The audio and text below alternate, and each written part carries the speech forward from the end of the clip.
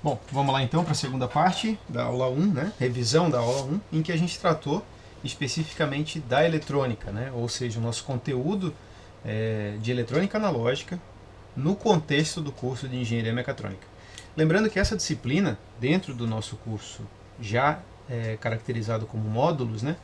Ele está incluso no módulo 6, certo? E então, anteriormente à disciplina de eletrônica analógica, a gente tem como pré-requisito a disciplina de análise de circuitos elétricos, que é uma disciplina teórica que faz então o estudo, né, teórico da análise de circuitos eletroeletrônicos. E anterior à disciplina de análise de circuitos elétricos, nós temos então as disciplinas de física, principalmente fundamentos de física em eletricidade, né, que é a base então para análise de circuitos elétricos. Então, seguindo a ordem de como os alunos chegam na minha disciplina, seria fundamentos de física de eletricidade, análise de circuitos, então chegam e tem a disciplina de eletrônica analógica, né? E a primeira pergunta que a gente faz, então, né, nessa aula 1 foi o que é eletrônica. E aí, apesar das abordagens teóricas, né, que a gente tem então as definições teóricas, né, que seria então o estudo das propriedades e aplicações de dispositivos que dependem do movimento de elétrons em semicondutores, gases ou no vácuo, né, que seria a primeira definição de eletrônica, ou uma definição mais relacionada com circuito, né, ou seja, num contexto de eletricidade, o que seria um circuito eletrônico, seria o conjunto de componentes eletricamente conectados que desempenham uma função específica. Mas quando nós tratamos de circuito elétrico e circuito eletrônico, qual que seria a diferença entre um e outro, né? Então, o que seria a principal diferença entre as abordagens elétrica e eletrônica, né?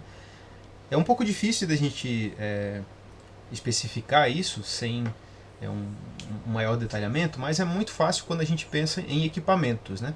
É muito fácil a gente determinar o que é um equipamento elétrico e o que é um equipamento eletrônico. Então, nessa imagem a gente consegue ver alguns equipamentos, né? Então a gente tem ali um ferro de passar, um rádio, uma TV, um carro, né? Um carro, provavelmente um carro elétrico ali da Tesla, e uma lâmpada, né?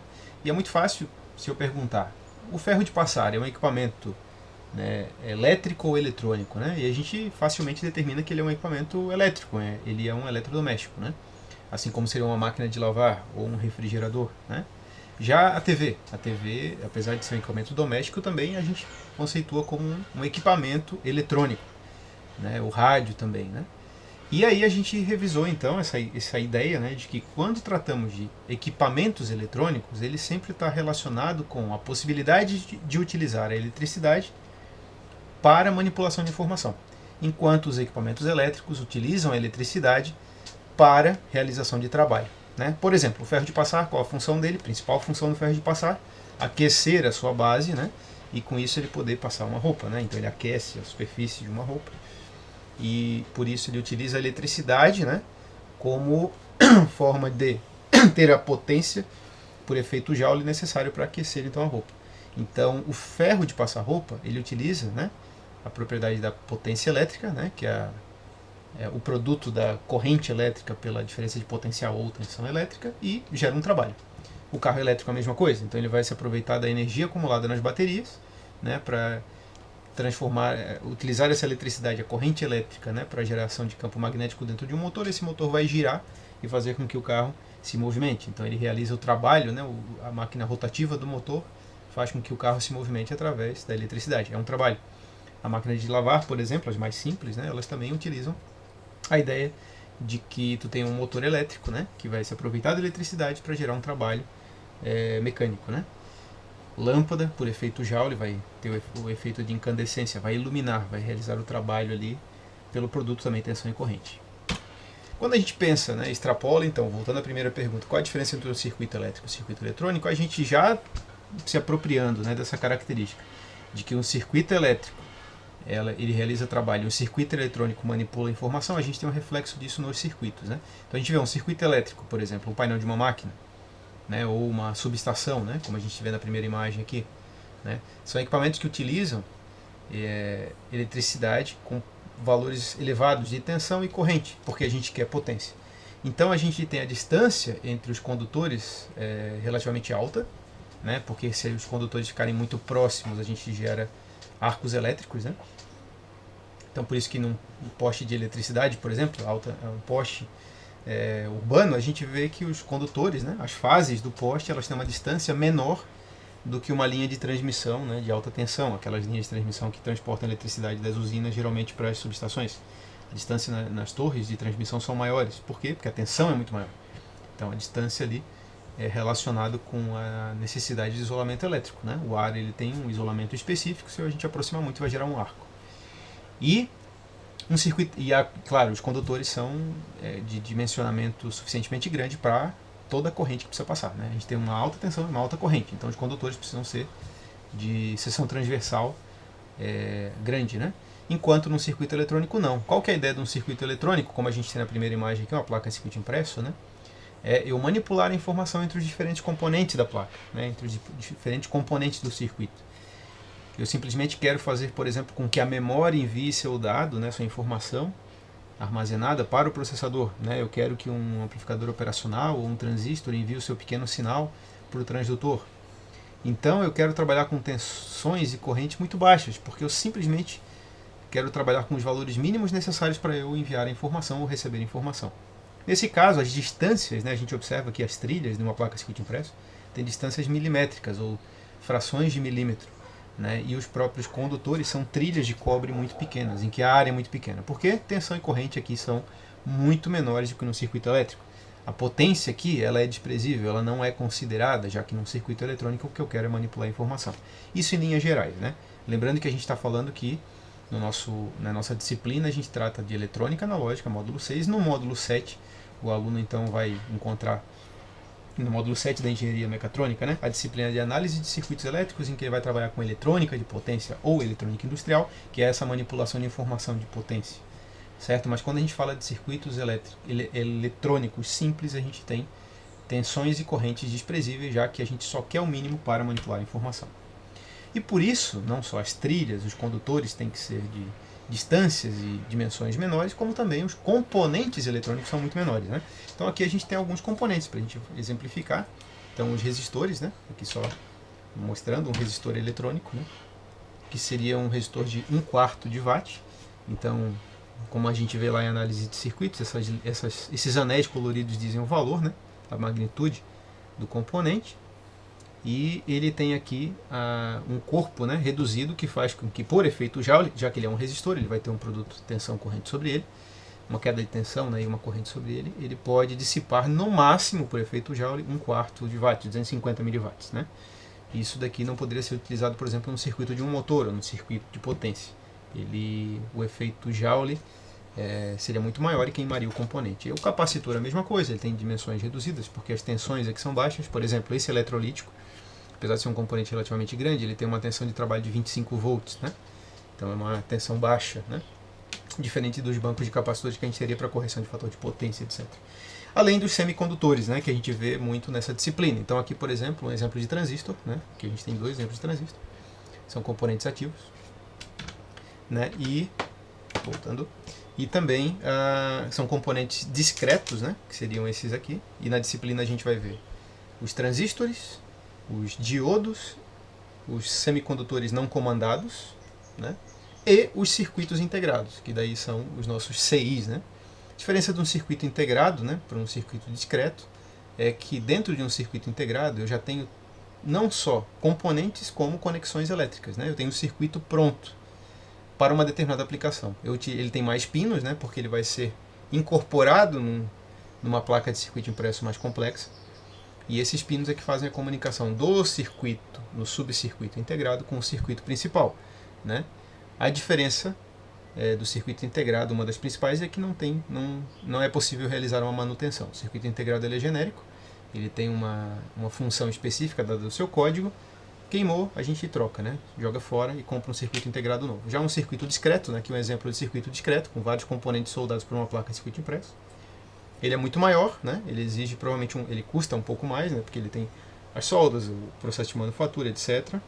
Porém, ele é muito mais, a manutenção é facilitada, né? E ele é um projeto específico, né? Isso aqui pode ser um produto de uma determinada empresa e só ela fabrica, enfim. Então, por isso que a gente chama de circuito discreto. A ideia do discreto, né? Não porque ele seria menos escandaloso, digamos assim, que o circuito integrado, né? Circuito integrado e circuito discreto. A ideia é que aqui está toda a lógica está integrada no único componente, e aqui a lógica está e discretizada em diferentes componentes. Essa é a ideia de circuito discreto e circuito integrado. Certo? Muito bem, a gente já falou então que é eletrônica. Lembrando, a eletrônica utiliza eletricidade para manipulação de informação, logo eu posso ter circuitos elétricos relativamente pequenos, sejam discretos ou integrados. Mas qual é a diferença, por exemplo, entre eletrônica analógica e digital? Qual que é a diferença entre as duas disciplinas que existem no semestre 6, né, do curso, nesse módulo 6? A ideia é que a disciplina de eletrônica analógica e digital abordam a manipulação de informação de diferentes maneiras, né? Enquanto na eletrônica digital a gente utiliza circuitos lógicos, né, com valores discretizados definidos, na eletrônica analógica a gente trabalha com funções, né? A maneira mais fácil de a gente observar isso seria com o exemplo de dois relógios, por exemplo. Então, ou poderia ser um termômetro também, um termômetro analógico, um termômetro digital. Olhando esse relógio parado no tempo, né, vamos supor que se tirou uma foto desse relógio, esse aqui seria o relógio analógico de ponteiros, e a gente soubesse que esse ponteiro do segundo, aqui o ponteiro vermelho, ele na verdade não se move em passos, né? Ele se moveria de maneira contínua, certo? Se eu tirar uma foto em um determinado instante de tempo, eu consigo ver eu consigo determinar o tempo em que foi tirada aquela foto com uma resolução teoricamente infinita. Como assim? Se a câmera fosse infinitamente boa, né, inclusive uma câmera analógica, eu poderia tirar um zoom entre o ponteiro do segundo e os dois, e a distância que ele está do número 10, e verificar quanto tempo em microsegundos ele levou para sair do ponto 10. Por quê? Porque ele se move de maneira contínua. Então eu poderia analisar essa imagem e a minha resolução é infinita. A minha precisão é infinita? Absolutamente não. A minha resolução é infinita. A minha precisão depende das incertezas da máquina fotográfica, da calibração do relógio, etc. Já no relógio digital, a minha resolução não é infinita. A minha resolução é definida. Nesse relógio, por exemplo, que a gente está vendo aqui do lado direito da imagem, a gente tem 12 e 21. Provavelmente esse relógio representa as horas e os minutos. Eu não tenho a informação dos segundos aqui. Eu tenho ali o mês e o dia, também tenho temperatura, tenho um horário de alarme programado, mas eu não sei se é 12 e 21 mais próximo de 12 e 21 ou mais próximo de 12 e 22. Eu não sei quantos segundos faltam para 12 e 22 para eu saber exatamente se é 12 e 21 mais ou menos ou 12 e 22 mais ou menos. Os dígitos aqui são definidos, certo? Não necessariamente ele é menos preciso que o analógico, mas os dígitos são definidos. Quando a gente fala que os dígitos são definidos, existe uma lógica de implementação nisso, e essa lógica é a lógica digital. E tudo que considera o projeto de circuitos digitais é visto então na disciplina de eletrônica digital 1 e 2 do curso.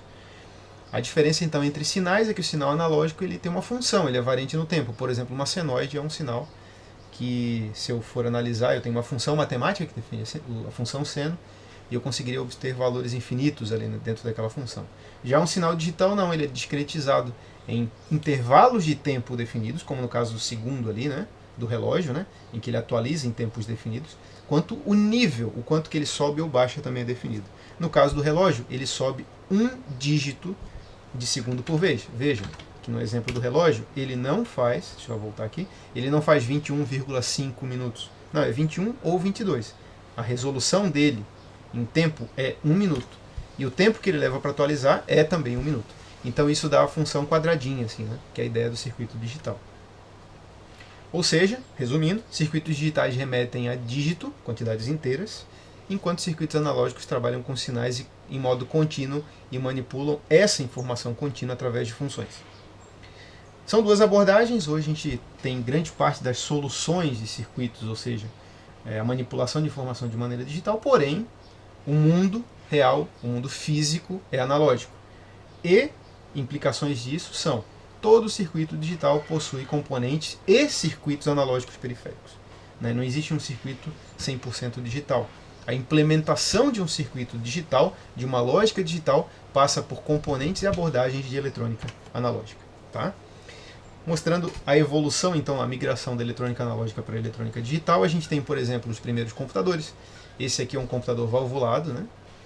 Que depois a gente vai falar sobre a válvula, mas a ideia dele é que ele é um componente que faria cálculos matemáticos, né?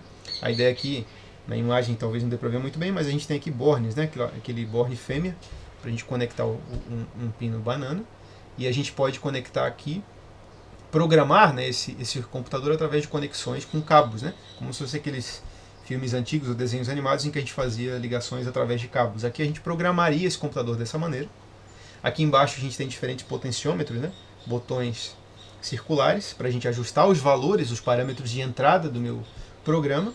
E aqui eu tenho um ponteiro, né, um gauge para ter o meu valor de saída. Então eu poderia aqui fazer cálculos, né, para a trajetória de um míssil, para cálculos matemáticos, utilizando puramente eletrônica analógica. Né? O sensor angular ali, né, em que eu ajustaria os parâmetros, é um potenciômetro, que é um resistor variável.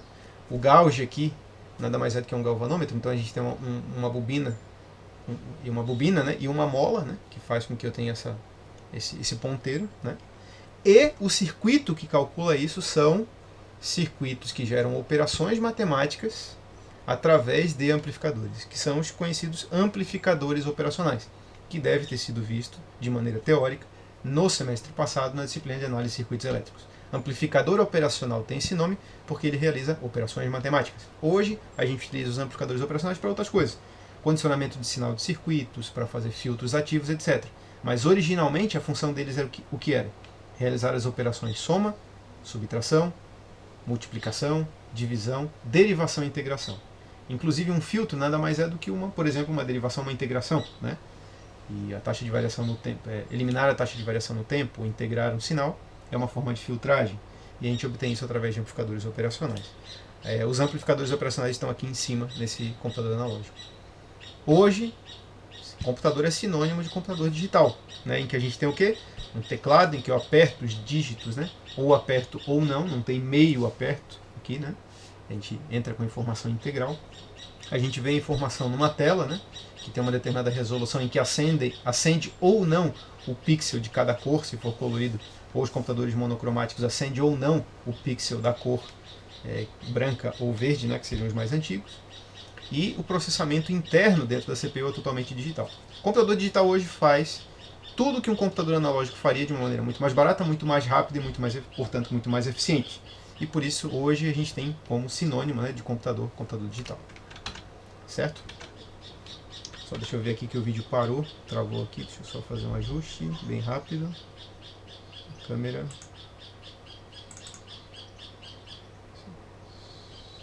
Certo.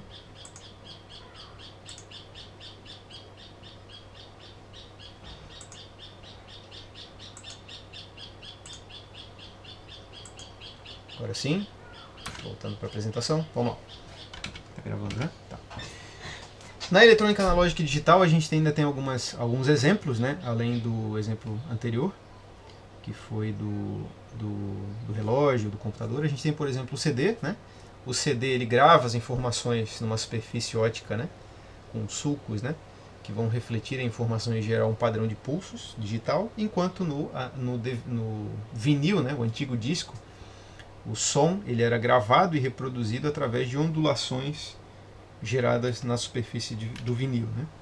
Então, o que é interessante do exemplo da reprodução em CD? Né? Hoje, a maior parte da mídia na nuvem, né? As mídias digitais de música, já não são mais nem físicas. Né?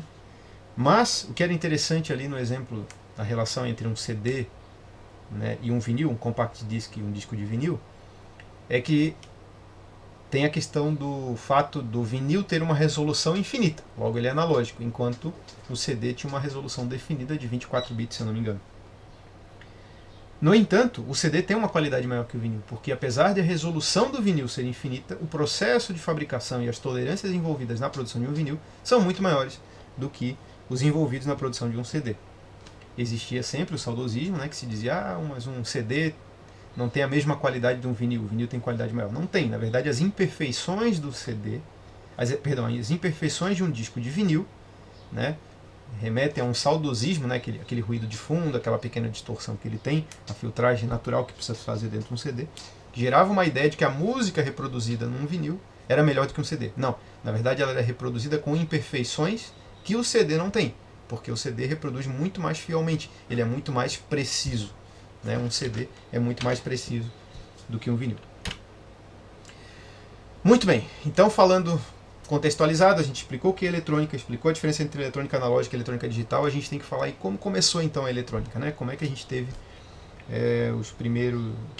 qual é o marco do início da eletrônica? A gente pode considerar alguns deles, mas o principal que eu vejo, o primeiro deles seria com o advento da válvula, né? A válvula eletrônica. A ideia da válvula ela foi um efeito termoiônico, né? Ou efeito Edison, porque foi descoberto por Thomas Edison, perdão, que era a ideia de que numa lâmpada de filamento, né? Inclusive um dos produtos patenteados por Thomas Edison, né?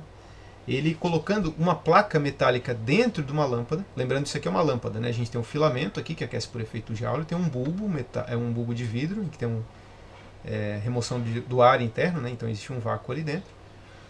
E aqui a gente tem uma bateria, e essa bateria ela acende o filamento, né? E ele percebeu o seguinte, fazendo seus experimentos, que o Thomas Edison era uma pessoa muito prática, né? Ele era muito experimentalista, menos teórico, mais experimentalista. Ele percebeu que se ele colocasse uma chapa metálica lá dentro do bulbo, próximo do filamento, e uma segunda bateria conectando de um lado o filamento e do outro lado dessa placa, haveria circulação de corrente dependendo da polaridade dessa bateria.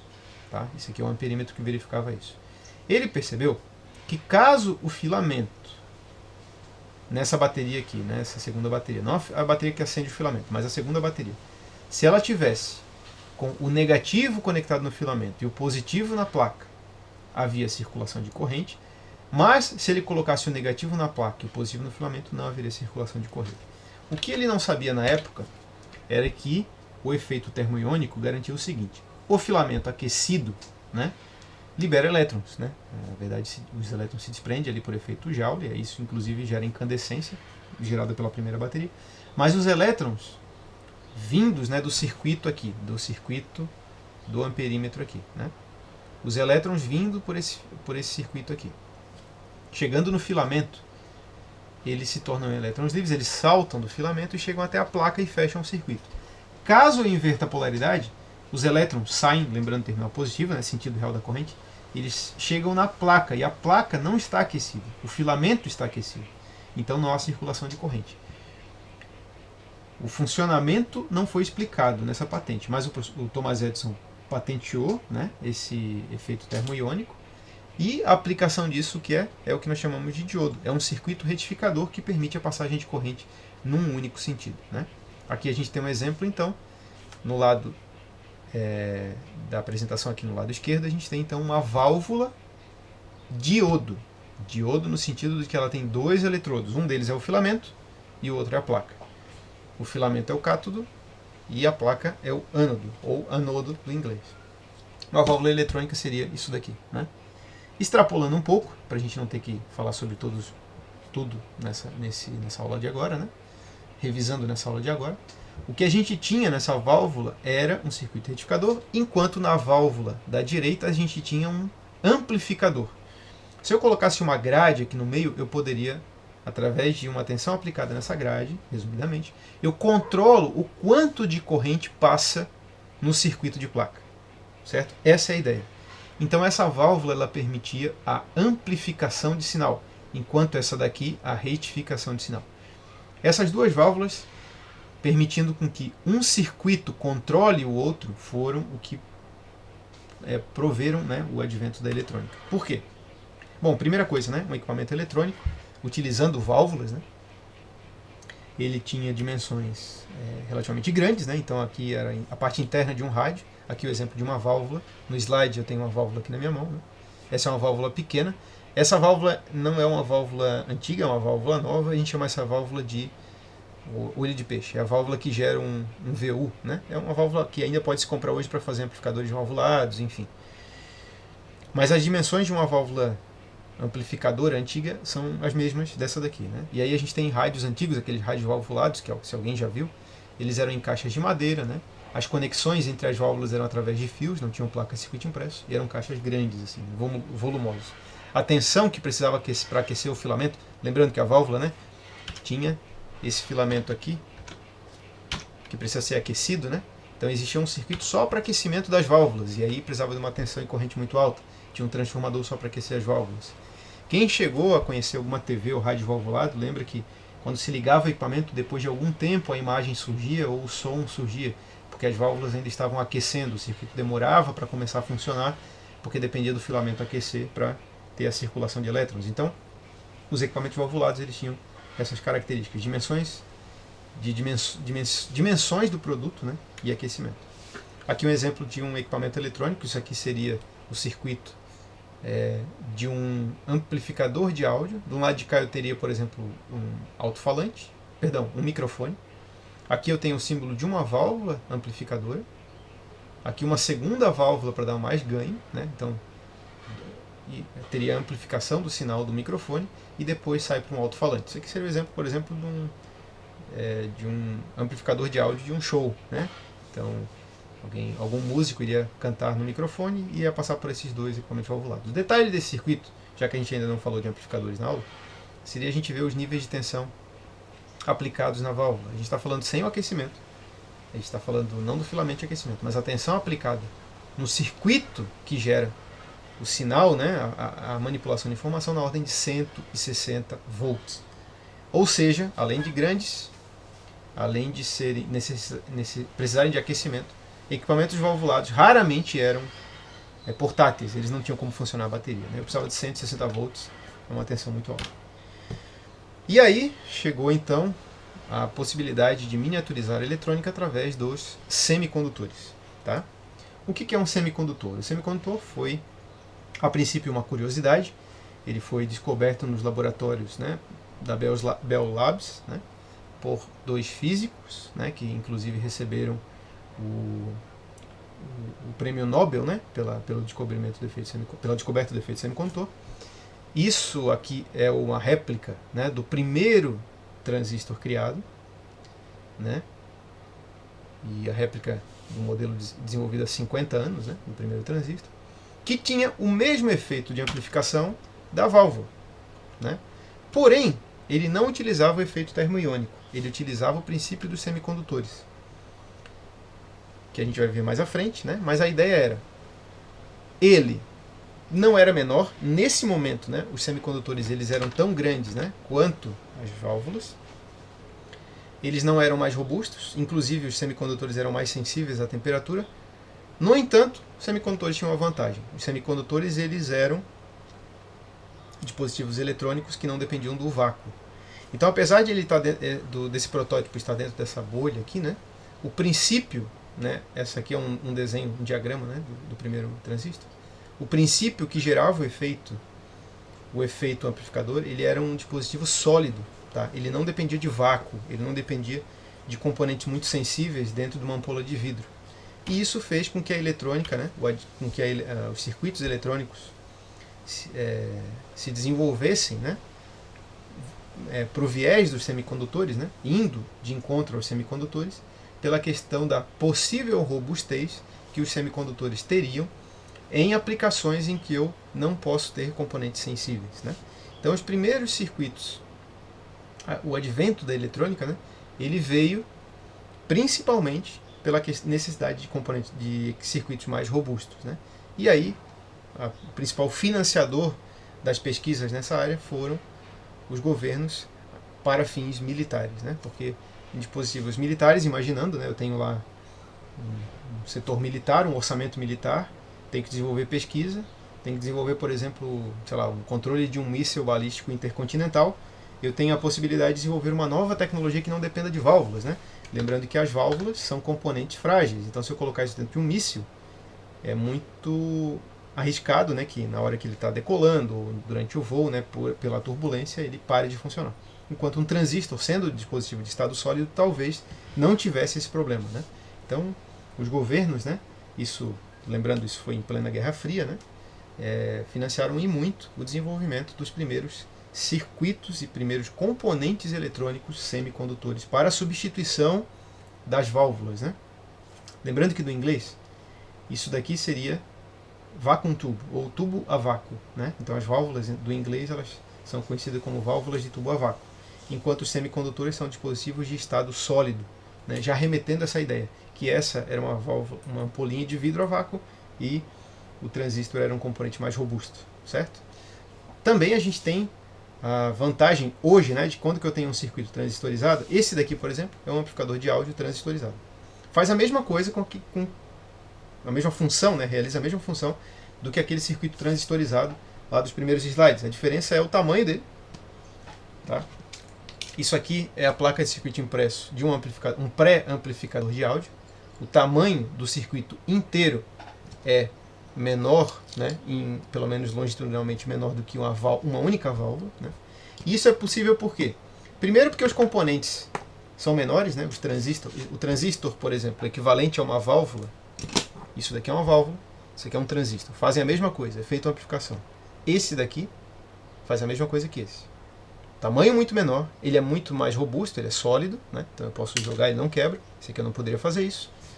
E também trabalha com tensões muito menores. Esse cara precisaria de 160 volts para amplificar o sinal. O transistor precisa de 5 volts. Se ele precisa de 5 volts, tensões e correntes muito menores fazem com que o circuito não dependa de cabos. Né?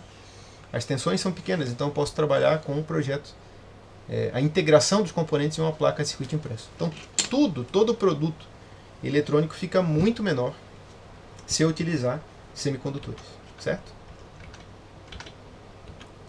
O que é interessante também de a gente destacar é que, inclusive está no material do Moodle, é 2 vídeos, né, terceiros, um que ensina como fazer uma válvula, né, o que se mostra como fazer uma válvula, a título de curiosidade é muito interessante, e o segundo que é a revolução tecnológica do Japão, o nascimento do transistor. Esse segundo vídeo é muito interessante para a gente fazer uma análise, né, de como que o desenvolvimento tecnológico, uma análise histórica do desenvolvimento tecnológico que levou ao que nós temos hoje, aos circuitos integrados, aos semicondutores de maneira geral, tanto discretos quanto integrados. Né? Porque o Japão ele foi uma componente muito importante nessa história, né, para o desenvolvimento de transistores em uso civil. Como eu falei anteriormente, os transistores eles tiveram um grande desenvolvimento, né, para fins militares. Então as soluções elas receberam muito dinheiro para serem desenvolvidas e não precisavam ser vendidas de muito barato, porque eram vendidas para aplicações militares. Quando a gente teve, então,